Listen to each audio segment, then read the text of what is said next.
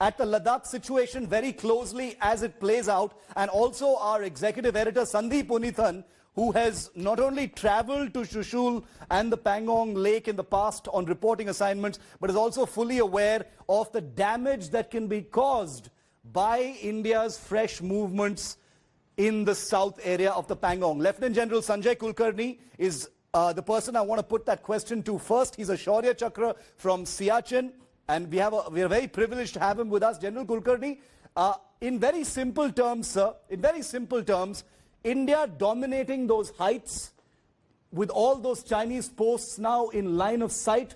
What does it mean in terms of being able to spot any movement and act on those movements very, very soon? Doesn't this make the Chinese posts there totally vulnerable? Definitely, Shiv. Firstly, there is trust deficit that exists. We don't trust the Chinese any longer. Most of the agreements have been thrown into the dustbin. They are not adhered to, neither have they stuck to it. Having said that, mountains favor the defender. You get a bird's eye view.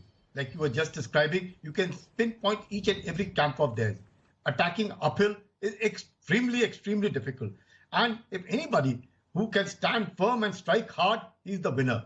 So it hurts the ego of the Chinese. That constantly, as you were mentioning the word denial, that we're not only in denial mode. Even in 1962, they said they did not attack India. They counter-attacked India. That means India was the one who attacked, and they counter-attacked to preserve themselves. So this is the way the Chinese are. If that be so, what better in mountains? Imagine if they had been able to, if they had succeeded in establishing a foothold on the southern bank of Pangong Tso, the whole thing would have been totally different. We would have not known what would have happened to us. And therefore, this preemptive move to prevent a provocative military movement of the Chinese was very essential to get on to the helmet top and to the black top.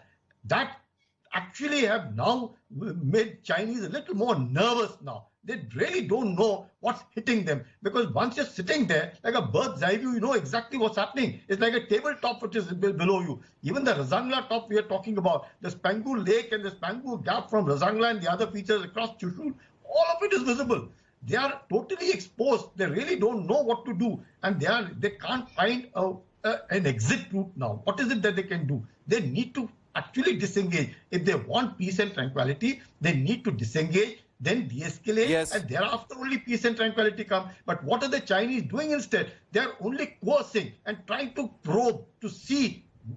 They're inching for confrontation. Well, everyone is ready. Wherever he's trying to go and trying to see, they are finding that there is someone or the other which is throwing them back. Rightly so. Something good is this entire thing so far. No one has fired a shot. No one has yet fired a shot. But the patience and the kind of, I would say, the holding on that each one of them shoot somebody by mistake. By mistake, I'm saying, fires a shot. One will not know what has happened. Yeah, and absolutely. It's very, very essential that both sides must hold and not lose patience. Watch, and like what you were mentioning about Chuma, he would have come up to Chuma. Had he not noticed the Indian army movement there, he would have carried on moving further. But because he noticed that the whole thing was held and occupied, he took a U-turn and went back. No shot has been fired. Absolutely.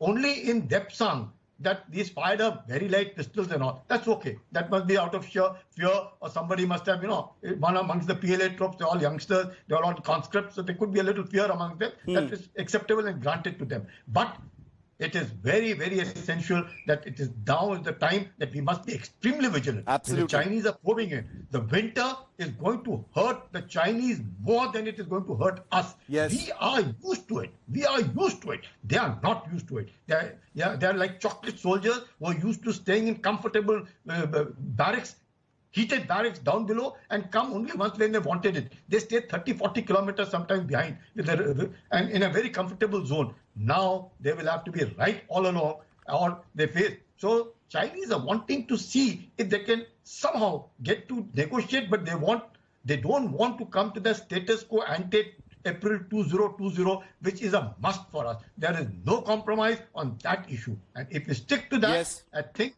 the Chinese will give it.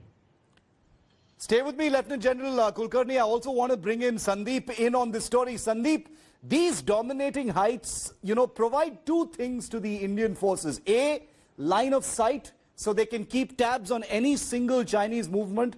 B, God forbid, if if things escalate and hostilities break out, India can actually use these positions to guide fire directly on Chinese positions very quickly. So there can be heavy damage to these Chinese posts at an exponential faster rate. Isn't that true?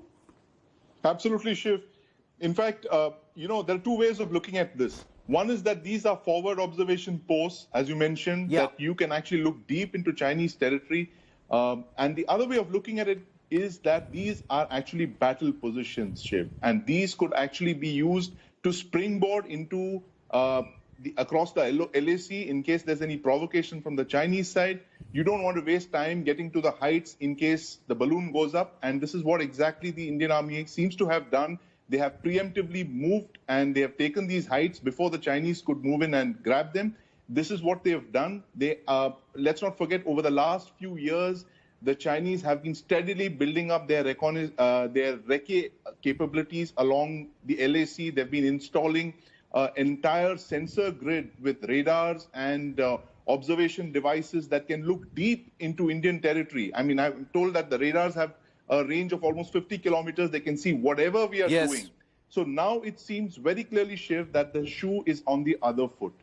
The shoe is very clearly on the other foot. In fact, we've got some breaking news coming in. Sandeep and General Kulkarni, stay with me. The South Pangong vulnerabilities of the Chinese is one thing, but take a look at this massive piece of breaking news that we're bringing to you. We can confirm to you here on India Today that Indian forces have also captured dominant heights on the Finger 4 ridgeline in North Pangong. What we told you about was South Pangong. Now we're breaking to you that the Indian Army has mounted a similar mission to capture heights on Finger 4 in the Fingers complex. That's the northern banks of the Pangong Tso. Establishment of positions has taken place. This is the first time since early June that the Army and the Special Frontier Force have mounted a rapid mission to take position at the Finger 4 heights. Remember, the disengagement process had resulted in China effecting a token pullback, a very token pullback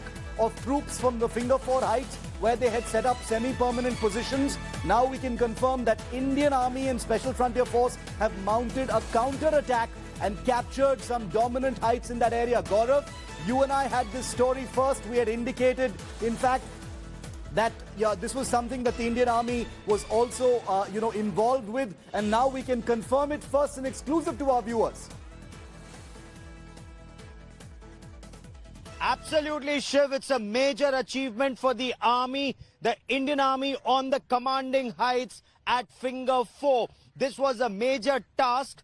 The Chinese had pulled back some distance. The Indian Army has now restored status quo ante, at least till Finger 4. Now what remains to be done, Shiv, and of course that will happen in times to come, is patrolling rights from Finger 4 to Finger 8. And that's what the negotiation is all about. But Finger 4, the commanding height and the feature. Remember, the Chinese wanted Indian Army to move back to Finger 1 as part of mutual withdrawal, something that India did not agree to. This is a big achievement, Shiv. The Chinese were on commanding heights on the ridgeline, what often was described as the green top. But now you have the Indian Army establishing its position very close to the Chinese position on top of Finger 4. Shiv, big achievement for the security forces, for the Army and the Special Frontier Force, Shiv. Very, very interesting. I want to get a word in from Sandeep on that as well. Sandeep, extremely significant breaking news that we're getting in right now, that it's not just the south bank of the Pangong, but the north bank, which has proven to be very, very tricky so far, with the Chinese refusing to pull back beyond a certain amount.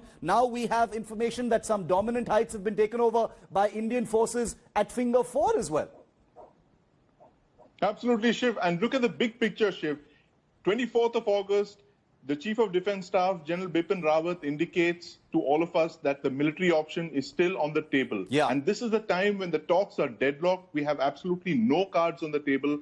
And look how quickly the situation changed in a week's time, that the army is now suddenly on the move everywhere, all across the south bank. And now, as you reported, on the north bank of the Pangong. So in Shiv, very, very significant that the fact that they have used the Special Frontier Force, these are Tibetan guerrillas, And the messaging of this is enormous. Can you imagine if this word spreads through Tibet, to the Tibetan province of China, that Tibetan forces are now taking on the Chinese. They are eyeballing them. This is the first time this has happened, Shiv, in nearly 60 years since the 1962 war with China. Okay, General Kulkarni, quick reaction from you as well on that. Very important military options on the table, and they're being demonstrated as well. This is a place where the Chinese had refused to budge. You know, Shiv, what you are saying and what has happened right now, I've seen that area. It's extremely difficult. It's vertical cliffs. They would have gotten to almost beyond 16,000 and to be able to roll down onto them. And finger 4 in your custody. Now up to finger 8. Once you get onto the heights, you will find that you'll be able to oversee a lot of the territory. Obviously, this would now give a bargaining. We are able to now be bargain with the Chinese that they must pull back, because what Gaurav was also talking about, the Chinese wanted equidistant. That means we pull back 2 kilometers, you also pull back 2 kilometers. That's not acceptable. Now, what is ours is ours, and what is theirs is theirs. They are not contesting theirs, but they are trying to take ours, and this is not done. And this occupation of Finger 4 on the northern bank of Pangong Tso, heights on the southern bank of Pangong Tso, I think should give enough indication to the Chinese that we mean business. Just get on to the status quo ante, April 2020, everything will be fine. But should the Chinese not do it, then of course the military options are available. Okay, the military options are still very much available. Stay with me, gentlemen. We've got some more breaking news. This is turning out to be a very, very stormy 5 Live. More breaking news coming in. This is a big one. Apart from what's happening in Ladakh, more action against the Chinese. The Modi government has gone ahead and banned PUBG in India. PUBG is the wildly popular mobile game from China. It has now been banned in India formally. There had been some suspense over whether PUBG would be banned after India had gone ahead and banned TikTok and several other apps. Now the Modi government has officially banned PUBG in India. 118 Chinese mobile apps, including PUBG, now stand banned. Gaurav Sawant with me live for more on this. Gaurav, suspense over, PUBG added to the blacklist by India.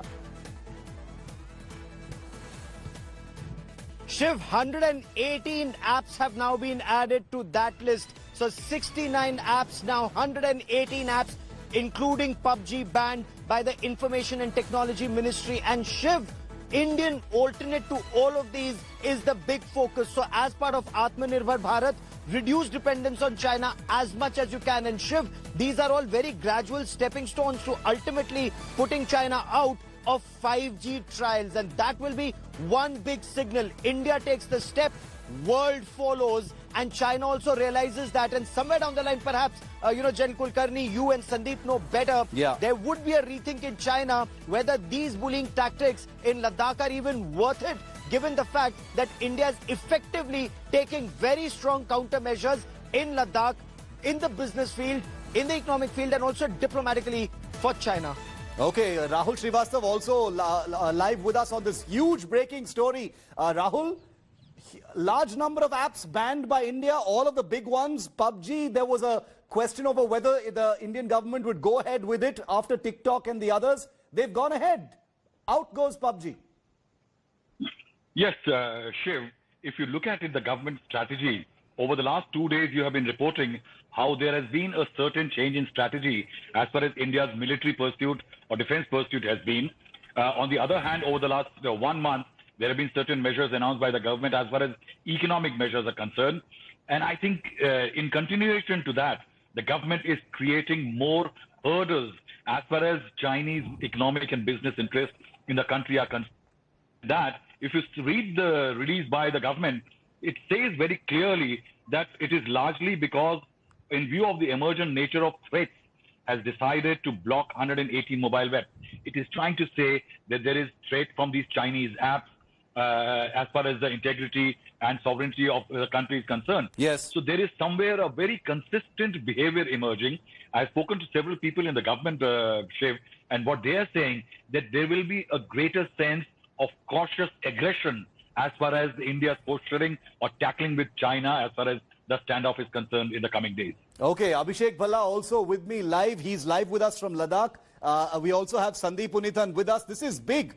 Gentlemen, you know, this is a interesting situation where we've had two bits of breaking news, one on the ground in Ladakh and one through people's smartphones. PUBG, wildly popular mobile game. Sandeep, I want to bring you in on that because you're also, tapped into that whole thing. But the economic punitive measures being taken by India manifesting themselves through this app ban and now through PUBG as well, Sandeep.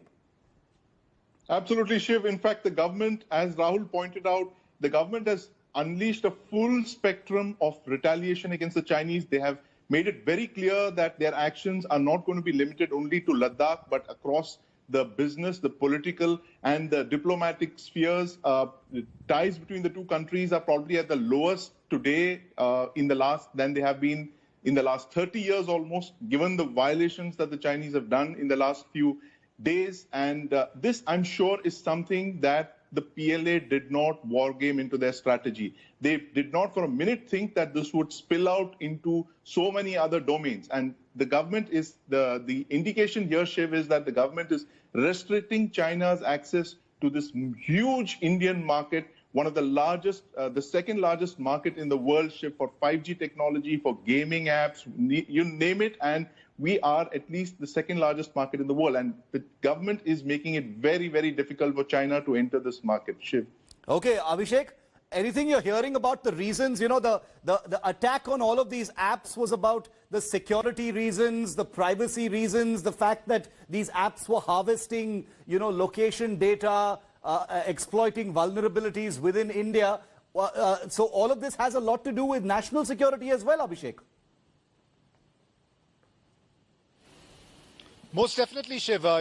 Even earlier when a similar action was taken, the reason given was that national security has been compromised because of these apps. And that still remains one of the big concerns, because we all know how in the last few years China has enhanced its cyber espionage capabilities, and ever since this standoff started, in fact, there has been a flurry of intelligence, be it on the military side or the civilian agencies, that have been giving constant inputs how the Chinese are trying to hack into systems. And there's a changing trend in that as well. It's not just defacing of government websites, but actually getting into systems to get information. And that's something that experts believe needs to be looked at extremely carefully. So it's not just the action on the borders, but decisions like these that are coinciding with it clearly indicate